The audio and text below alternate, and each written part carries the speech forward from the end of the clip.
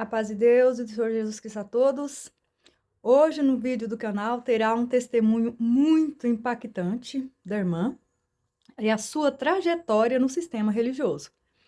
E essa trajetória dela vai servir de reflexão para nós, porque muitos de nós estamos passando por situação semelhante, sofrendo o mesmo que ela sofreu, certo? E como ela saiu do patamar de sofrimento ao que ela está vivendo hoje, né? A vivência com Deus, a intimidade com o Senhor Jesus Cristo que ela está tendo hoje. Assista até o final, vai ser muito edificante para a sua vida. Graça e paz, irmãos. Eu quero contar o meu testemunho que eu passei pela CCB e eu anotei porque eu não queria esquecer nenhum detalhe, né? Então, eu vou ler o meu testemunho e aí quando eu estiver lendo, pode ser que eu lembre, né? De mais coisas. Então, eu tenho 42 anos. Quando fui para a congregação, eu tinha 3 anos, quando minha mãe foi para a congregação. Então, bem dizer, eu nasci na graça, né? E eu sou da época da congregação que nada podia, tudo era pecado, né? Então eu via as minhas primas, todas elas, minhas amigas na escola, e aí eu ficava com vontade, né? De usar brinco, anel, colar, passar batom, e não podia, né? E tinha vergonha de falar que eu era crente, porque sempre usava só saia ou vestido, e a saia sempre era debaixo do joelho, porque eu não podia de jeito nenhum, né? Eu sempre fui muito tímida, né? E isso fazia com que as pessoas aproveitavam de mim, porque eu não tinha coragem de falar não. Mesmo que eu não quisesse, eu não tinha coragem de falar.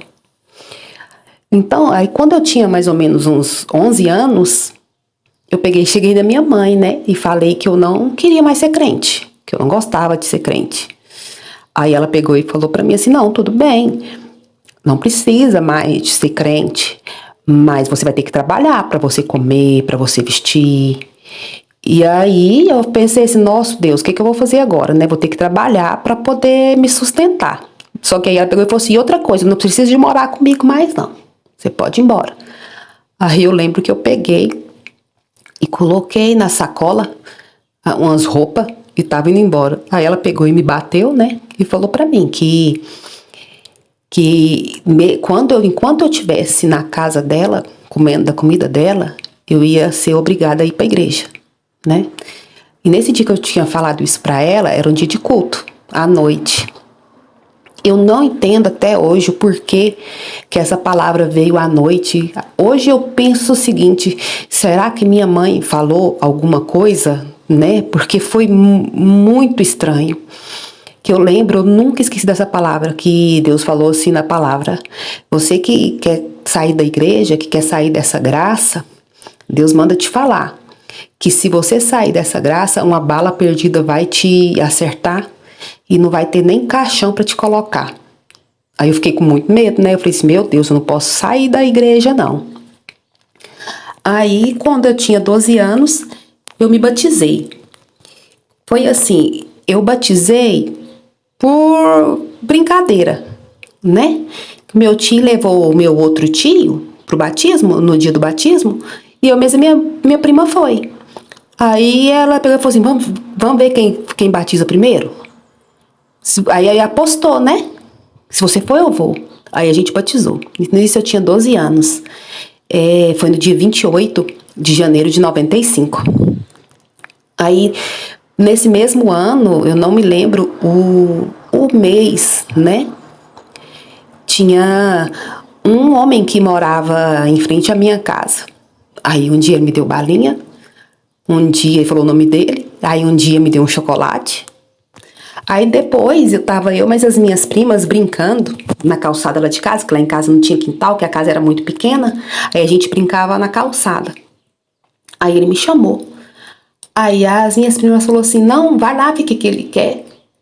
Aí eu fui, né? Aí quando eu fui, ele me puxou pelo portão e me colocou pra dentro me violentou, né? Eu fui estuprada.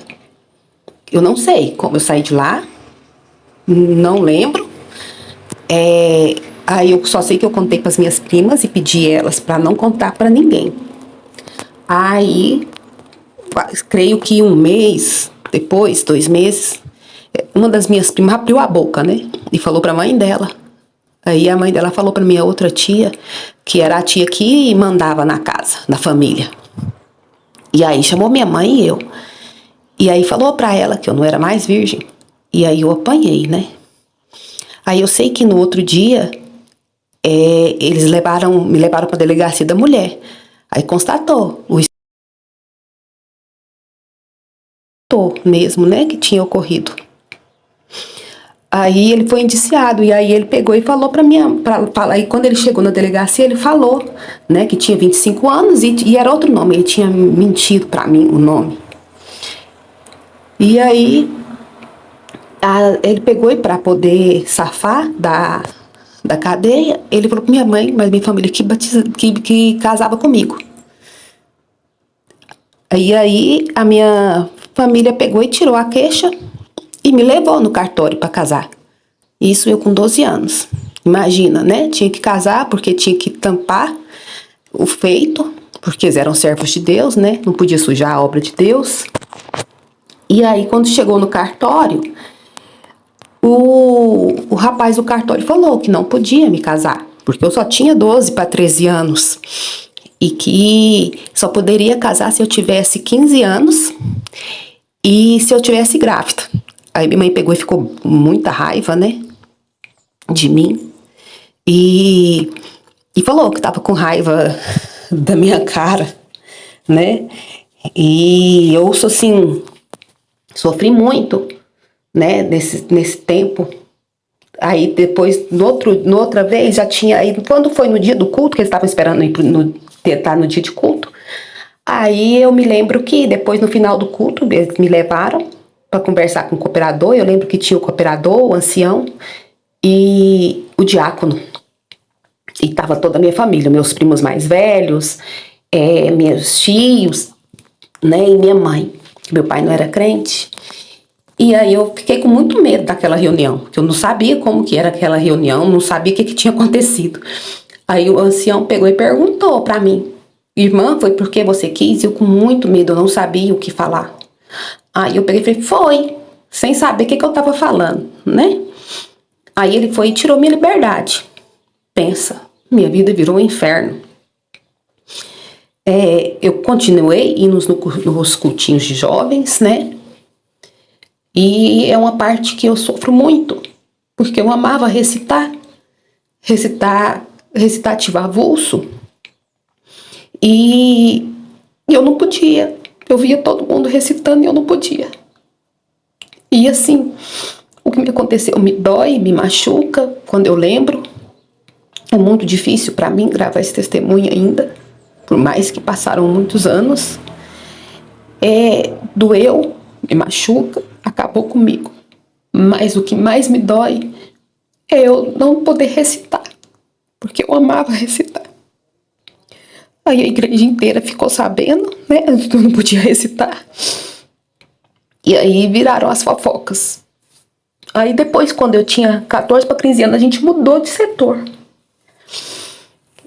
O cooperador nos dias que a gente mudou, o cooperador de adulto e o cooperador de jovens foi visitar a gente lá em casa. Aí minha mãe pegou e falou que eu era pecadora, que eu não poderia recitar, né? E eu tinha feito amizade com as 2 meninas lá na igreja. Minha mãe pegou e chegou na mãe delas e falou que eu era pecadora, que se ela não importava que eu tivesse amizade com elas, porque eu não era virgem mais. Como se fosse coisa de outro mundo não ser virgem, né? E eu era pecadora, sendo que eu tinha sido violentada. Aí a irmã falou: não tem problema não, elas podem continuar a amizade, eu não importo com isso não. Só que a igreja inteira ficou sabendo de novo. E essa igreja era muito pequena. Aí começou os boatos, começou as humilhações, começou a falar que quando a gente pecava era 7 demônios, o contrário, que entrava na gente. que Deus não falava com pecador, que não adiantava buscar a palavra, que Deus não falava com pecador. O cooperador de jovens não me saudava, os irmãos me olhavam de cima e embaixo, e nisso eu já estava depressiva, eu fui ficando com mais depressão, muito mais depressão. Foi quando eu fiquei mais tímida, eu fiquei mais retraída, né?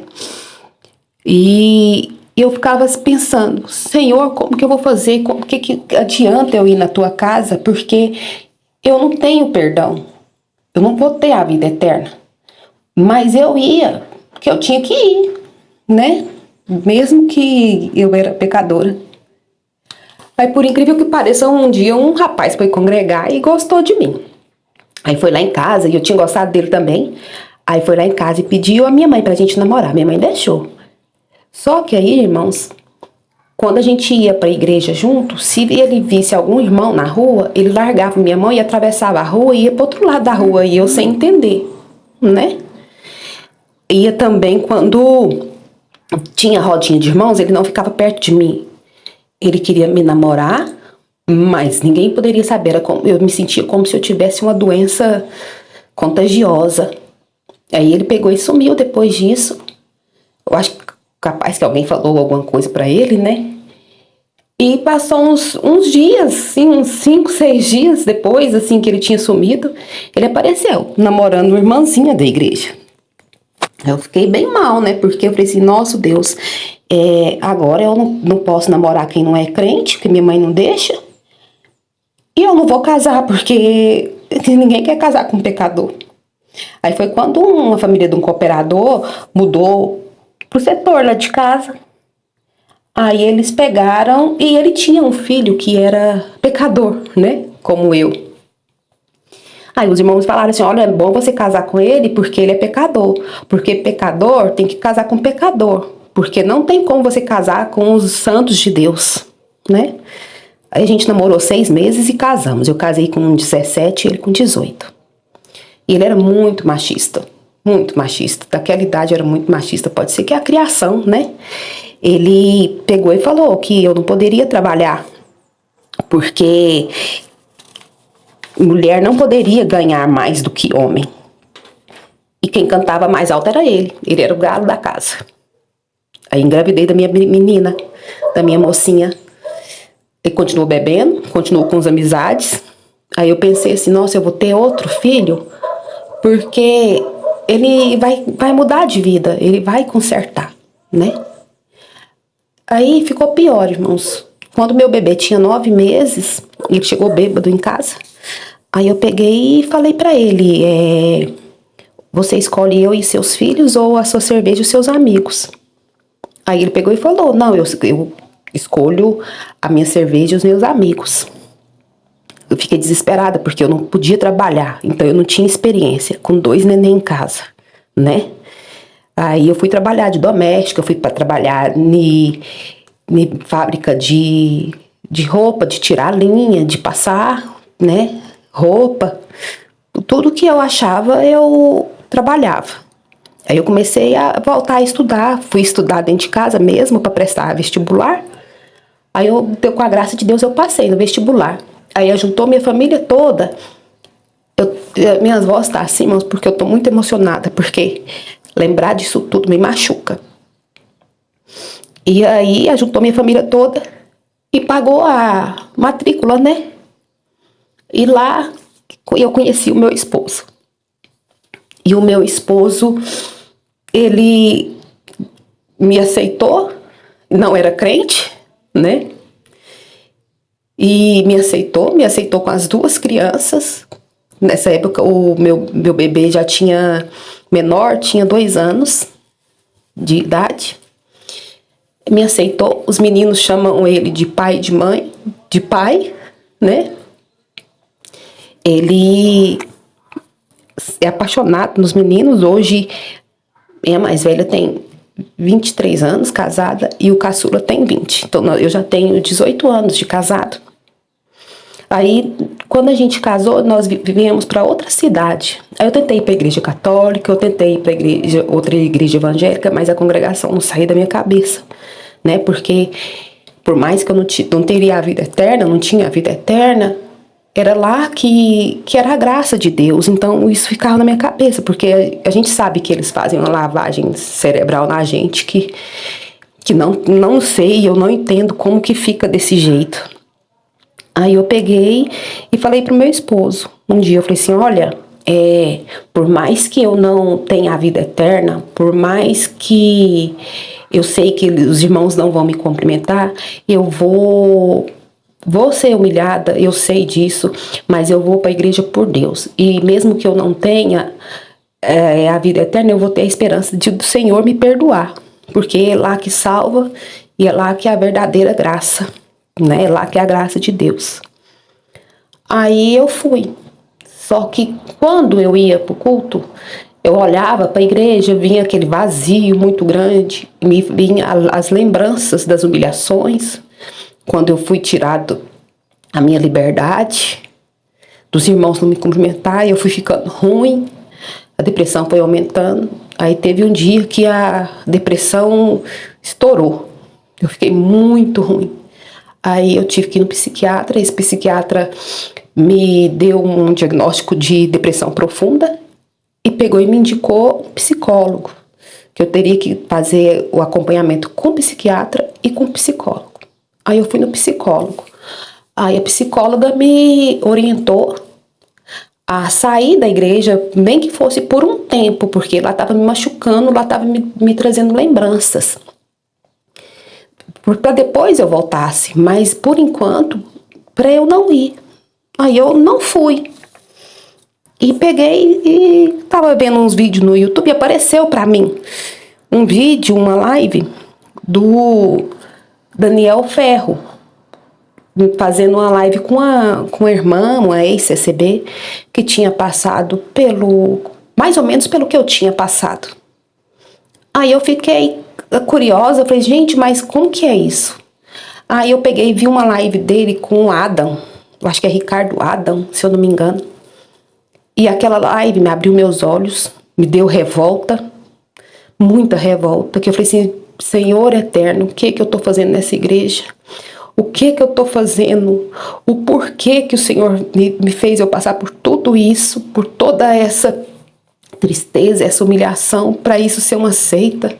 As pessoas me humilharem, enquanto os grandes não tem nada disso. Que eles pegam e castigam só os pequenininhos, né? Só os mais fracos. Aí eu fui vendo o vídeo do Josafá Agra. Aí eu peguei e fiquei assim, sem saber o que eu fazia, né? Aí eu peguei e falei assim, eu vou numa última vez na igreja, porque para ver o que Deus fala comigo, porque eu tô sem saber o que eu faço. Aí eu chamei meu esposo para ir comigo e ele me levar.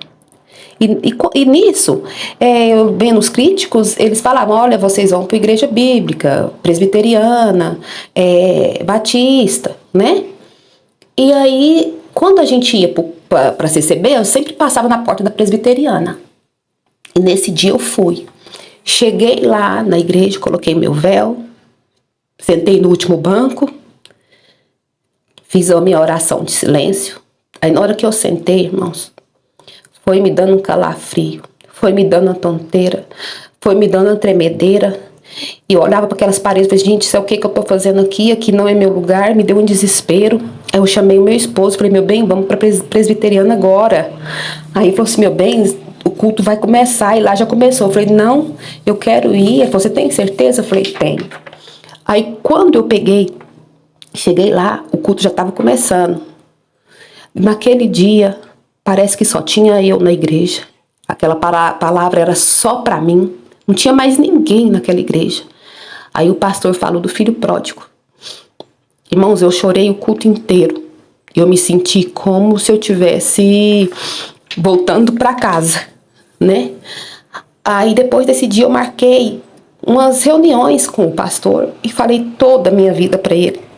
Aí ele falou para mim, olha, eu vou te responder tudo isso através da Bíblia. Aí tudo que eu perguntava, ele abria a Bíblia para me responder. E ele pegou e falou que toda a igreja toda era pecadora. Eu fiquei muito feliz, né, por saber que não era só eu que era pecadora, e sim todos. Aí ele me falou que a graça não era a CCB, que a graça era o favor imerecido do Senhor, né? E falou que eu não tinha pecado de morte. O pecado que não teria perdão era a blasfêmia contra o Espírito Santo.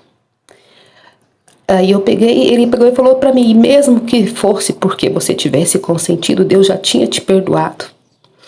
Então, irmãos, assim, eu fui ficando mais leve, porque antes eu tinha pesadelos, eu tinha angústia e cansaço, muito cansada. Chegava em casa, não dava conta de fazer meu serviço direito, sentindo um peso nas costas, como se tivesse um saco de cimento, né? Então, a partir daquelas reuniões que eu estava fazendo, eu estava ficando mais leve, né? Eu chorava muito quando eu falava com ele. Aí ele foi me explicando, aí eu fui indo pro culto. Aí, agora tem 1 ano que eu estou na presbiteriana, eu e meu esposo batizamos, eu participo da SAF e eu estou muito feliz. Ainda tenho depressão porque vem aquelas lembranças, né? Ainda vem.